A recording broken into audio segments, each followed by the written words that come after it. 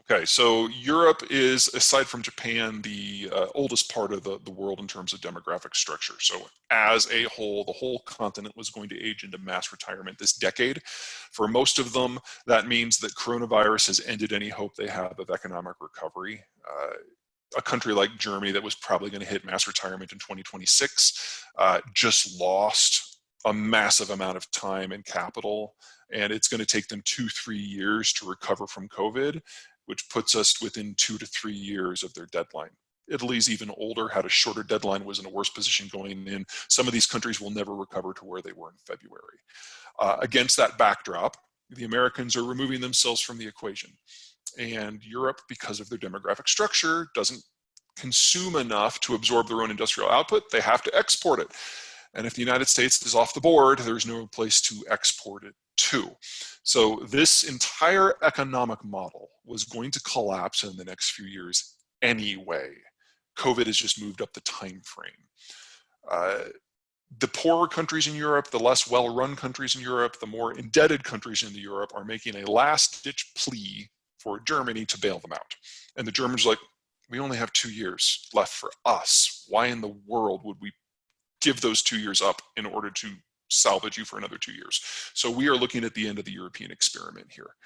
There is no way that the common currency and the common market survives in this environment because they don't have an export market and they're running out of finance. So we're just kind of seeing Europe in its death throes right now. The question is, how long can they kind of hang on by their fingernails until we start seeing political and structural breakdowns?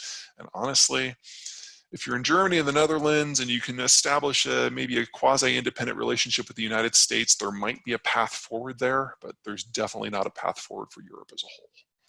I don't mean to suggest that any of that is wrong, but I mean, ultimately, if you're, just to pick a couple small countries, Slovenia or Ireland or Slovakia, you know, an independent political and strategic environment where you look after your own interests, I'm sorry, that doesn't work. They're too small. These countries only exist because of the American-led order.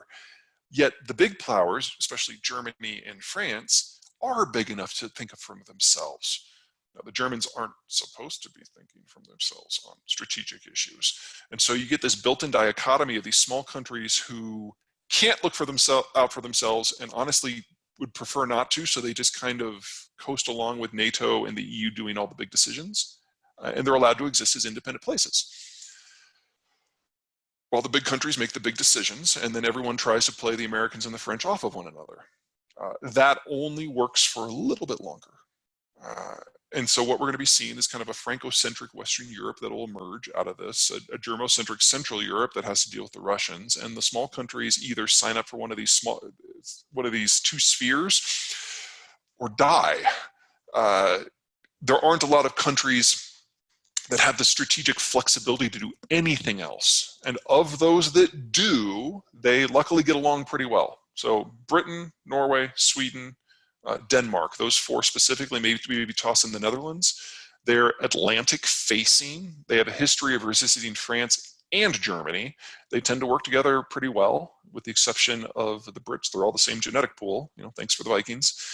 And they all have reasonably positive relationships with the United States. So it's entirely possible that that extreme northern chunk ultimately enters into some sort of association with the Americans.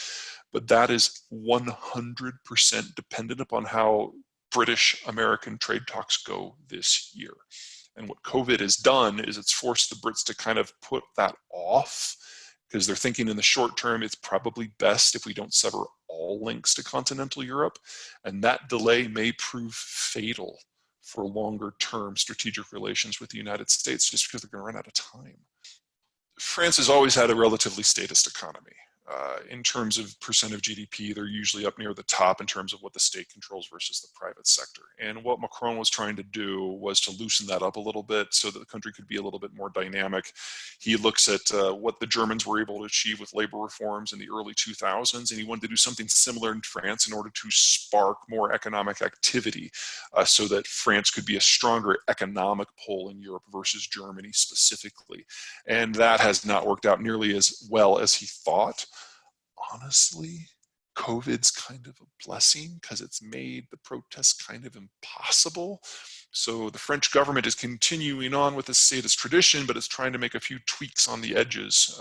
It's kind of like we're seeing the Keystone Pipeline is having a sprint for construction right now because the protesters can't get there. The same thing's going on in France with economic reforms.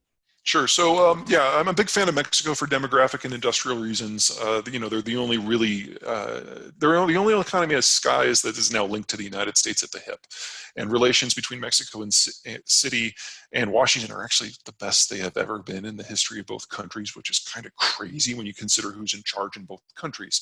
But that's true. Moving next step, Central America. These are states that can only succeed if they are completely under the American wing. The Trump administration has, I don't want to say ruined, but certainly complicated relations with all of them. And everything that the Trump administration has done has the net effect of basically emptying out these countries and forcing people to go somewhere else for their well-being. So say what you will about Trump, he has encouraged a migration crisis that he will probably be able to profit from politically for quite some time. South, once you get into South America, Venezuela dies as a country this year. It was already collapsing, and if oil prices go to zero, that's it. We're looking at complete state breakdown, famine. Several million people are going to die, and the rest are going to have very little choice but to relocate. This is the end of the country as a country until another power goes in and physically reconstructs it from the ground up. That is a decade process. That is a thankless task, and the only reason anyone would do that is to get the oil, and right now no one cares about the oil. And in fact, 5 years from now, when the US refining base is retooled, it won't even be able to take Venezuelan crude, so no one will be interested. So this is probably the end of Venezuelan culture outside of Miami. You'll get a political and strategic no man's land. The only country that borders Venezuela that might be able to do anything is Colombia. And there's a lot of really rugged terrain between populated Colombia and Venezuela. So that would be a big strategic issue. The furthest the Colombians might be able to go is like the Maracaibo Basin, the big Gulf of Venezuela. But even that's a bit of a reach. But really, that's the only player in the game. So more likely what we're going to see, we've already seen an 80% reduction in domestic food production. We're looking at a complete collapse as in going to zero for oil production. And that means all food imports stop.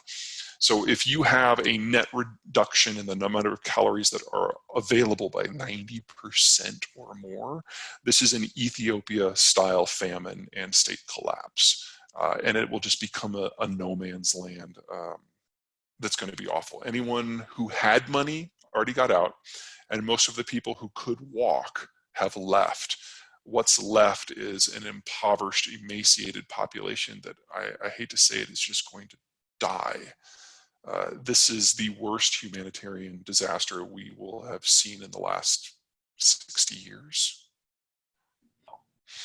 It's a messy situation. I mean, we're used to thinking of manufacturing as really complicated with supply chains. Honestly, we face the same thing in agriculture. It is a complicated supply chain of systems that allows countries to grow crops in the first place. Now, in the short term, we don't see any interruption to things like oil or fuel or fertilizer or pesticides, herbicides, all these oil-derived things. We're kind of in surplus right now because oil prices are so inexpensive. The problem we see is kind of twofold. Number one, distribution. When you've got a robust global trading system, you've got containers and cargo ships going back and forth all the time. When you drop that, collapse it because of economic recession and shut-ins, all of a sudden you get container ships that are full of empty containers over here when they're needed to take food over here. We've got dislocations throughout the entire logistics system.